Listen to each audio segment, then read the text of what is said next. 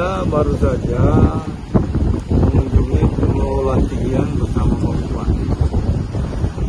Jadi sebenarnya pulau ini sejarahnya itu masuk dalam kawasan nasional Takabonerate. Ya, kebetulan ada masyarakat saya bersuamikan orang Jepang. Itulah yang mencoba menegosiasi dengan Pak Desa. Ya. Tapi saya kira semuanya bisa kembali ya secara utuh, dan sekarang dalam proses hukum ya. Saya melihat memang pulaunya tidak besar, tidak luas, tapi atolnya yang memang menarik ya.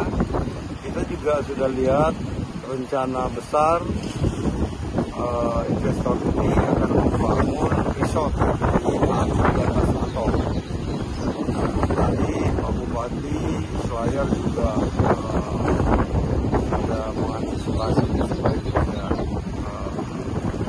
bisa dilakukan ya, karena ini adalah pulau kita, insya Allah tidak akan mungkin bisa dijual-belikan. Dan kepada seluruh masyarakat, saya harap Taman Nasional Takabonerate ini adalah kawasan strategis yang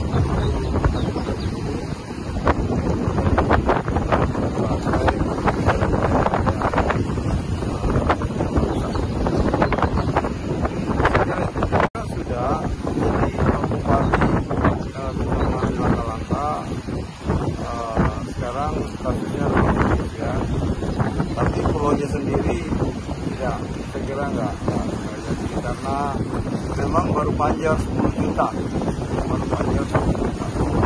dan tidak akan mungkin ada aparatur pemerintah yang bisa membuat sanksi. Makanya saya datang ke sana memastikan bahwa di sana juga punya sebutkan ada kelapa, ada pemerintahan, sama sekali. Jadi cek betul di sana itu masih alami, tidak ada sentuhan manusia. Ya. Kalau ada mengatakan